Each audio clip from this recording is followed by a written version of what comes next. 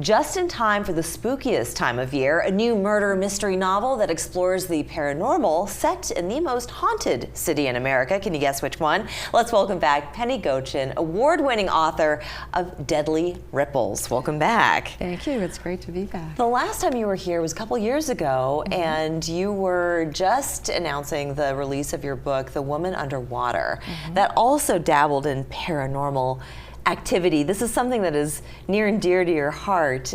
Tell us a bit more about how the paranormal plays into this story this time. Well, paranormal, I've been interested in the paranormal for years, ever since I, was probably in junior high, maybe. Other kids were probably reading comic books. I was reading books about the paranormal. And I think I was interested in it because my grandmother's house that we'd go visit every year, and I adored my grandmother, it had stories attached to it that my parents would tell of the experiences they had. But to me, they were just stories. They were entertaining stories until I had my own experience in that house when I was there in college. I had a job up in Maine as a camp counselor one summer, and on my days off I would go stay with my grandmother, and the first night I had the most terrifying experience. Can you tell us what happened? Well, it was more of a sound type of thing where my grandmother was so sweet. She let me have her bedroom because she thought that was the most comfortable bed. Aww. And so it was just her and I in this big old creaky house that I'd been going to for years. Sure. And she went off to bed, and I pulled the light switch, in the center of the ceiling.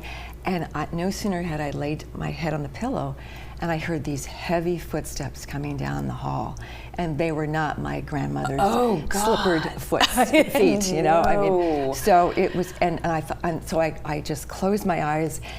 You couldn't have pried them open with a crowbar. I was so terrified. And I heard them coming down the hall, and I thought, oh no, don't come in the room. But of course, I hear them come in the room. I was like, don't come on my side of the bed. But of course, it was that real. Oh, it was that you could just feel a person. It was so with the paranormal, of course, there's mystery surrounding it, of course, right? And that is something that the readers of your book just absolutely love, is that gripping tale, not knowing what to expect next. So how does this story play out, and who are the main characters, and one of the characters being where it's set? Yes, the settings for my books, and this is my 7th, but the setting actually becomes a character in all of my books. Charleston is just, I was thrilled to be able to finally set one of my stories in Charleston. I fell in love with Charleston years ago, and it is supposedly the most haunted city in the country. I'm sure other cities claim that as well, but they can claim it, but it's true. Right. And with our history, it's just, it fits so well. And I think when I layer in the paranormal, I'm not hitting the reader over the head with it.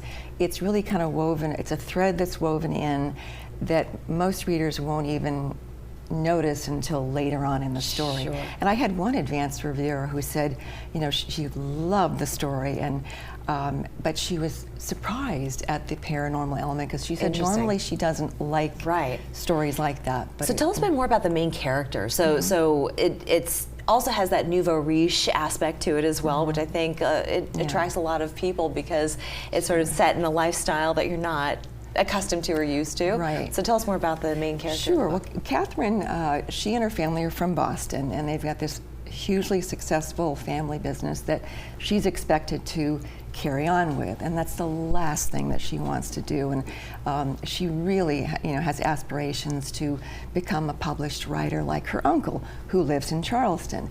He's her mentor and confidant, and of course that causes a lot of tension between Catherine and her family, but she really wants to be a writer. Well, then when she receives news that he has perished in a car accident, she's devastated. Sure. And it really, makes her question, who she is, and can she really become a writer? But then she learns that he has left her his beautiful Charleston home, Ah. which, you know, completely. Thank you. Yeah, thank you. But she was shocked because, you know, why wouldn't he have left it to her father, his brother? Right. So, so she comes down to Charleston to, you know, with the intention of checking out the house, but putting it on the market, and then heading back to Boston just to try to put her life back together and try to recover from her grief. Only to, as she's delving more into the circumstances around her uncle's death, she realizes that there's more to it than just being an accident. So. Ooh, well, we got to leave it there, and I think that's a perfect place to leave it. The next step is to pick up a copy of this book, Deadly Ripples. There is going to be a couple of signing events, Tuesday, September 17th, as well as Thursday, September 26th. We're going to put the information up on the screen. Penny, congratulations on your new book. Thank you. Great to see you again. Great to see you. We're back after this.